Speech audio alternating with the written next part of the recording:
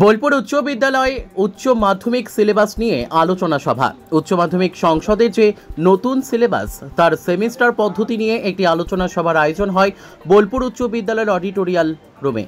এদিন আলোচনা সভায় উপস্থিত ছিলেন উচ্চ মাধ্যমিক শিক্ষা সংসদের সচিব ডক্টর প্রিয়দর্শিনী মল্লিক, সহকারী বিদ্যালয় পরিদর্শক সুমন কুমার মণ্ডল সহ অন্যান্য আধিকারিকেরা। নতুন সিলেবাসে কি নিয়ম আছে এবং এতে ছাত্রছাত্রীরা কতটা উপকৃত হবে তার বিস্তারিত শিক্ষক শিক্ষিকাদের সামনে তুলে ধরা হয়। জেলার বিভিন্ন প্রান্ত থেকে শিক্ষক শিক্ষিকারা উপস্থিত ছিলেন এই আলোচনা সভায়। কাজী আমিরুল ইসলামের রিপোর্ট, এস নিউজ বাংলা। 11 আর ক্লাস 12 কে কিভাবে ভেঙেছি আমরা ক্লাস 11 মানে যেটা আমরা অপশন নেব হচ্ছে দুটো ল্যাঙ্গুয়েজ সাবজেক্ট। এই ল্যাঙ্গুয়েজ গ্রুপ থেকে নিতে হবে, যেটা আপনারা শিডিউল 2 তে পাবেন। যা একটাকে আমরা ফার্স্ট ছিলাম, এবার আমরা সেমিস্টার প্রোগ্রামে যাচ্ছি।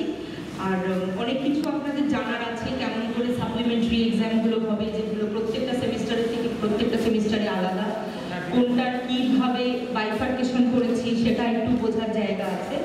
আমি একটু বলবো যতক্ষণ সেমিস্টার 4টাই দেখুন। 4 তিনটে সাবজেক্ট রয়েছে, একটা বেঙ্গলি ইংলিশ মাস্ট পাস করতে হবে, তার সঙ্গে একটা সাবজেক্ট। আর তিনটে যদি ফেল করে, সাপোজ যদি সেই 4টে ফেল করে, তাহলে কি হবে? দেখুন, আমরা তো একটা নতুন পদ্ধতিতে যাচ্ছি। এইটা কাউন্সিলের 50 বছর, মানে 1975 সালে এইচএস চালু হয়েছে। আমরা এটা 50 বছরে পদার্পণ করেছি। তো 50 বছরে পদার্পণ করাতে মানে 50 বছর আপনাদের ইয়ারলি প্রোগ্রামটা চলেছে। এবার আমরা যাচ্ছি সেমিস্টার প্রোগ্রামে। আর সেমিস্টার প্রোগ্রামে যাওয়ার আমাদের খুব বেসিক উদ্দেশ্য হচ্ছে আমরা জিনিসটাকে অনেক টেকনিক্যাল বানাতে চাইছি, অনেক সায়েন্টিফিক বানাতে চাইছি। আমরা পশ্চিমবঙ্গে আমাদের স্টুডেন্টদেরকে আমরাও সব জায়গায় পিকে শীর্ষে দেখতে চাই, তারাও যেন দেশ জুড়ে দেশে বিদেশে সব এন্ট্রেন্সগুলো কোয়ালিফাই করে, সেই অনুপাতে তাদেরকে আমরা তৈরি করতে চাইছি।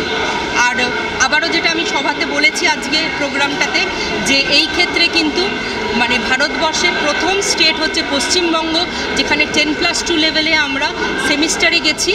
আর এগিয়ে বাংলা, এইটাতে কি ছাত্রছাত্রীদেরকে সুবিধা হবে? অনেক সুবিধা হবে, ওরা অনেক কিছুর জন্য প্রস্তুত হবে। এইভাবে আগামী দিনে যারা ছাত্রছাত্রী আছে তারা অনেকে হয়তো বুঝতে পারবে না বা অনেকে ভুল বুঝবে, তাদের উদ্দেশ্যে কি বলবেন? ভুল বুঝবে তো নয়, কারণ যথেষ্ট আমাদের কাছে কৃতি শিক্ষক শিক্ষিকারা আছে।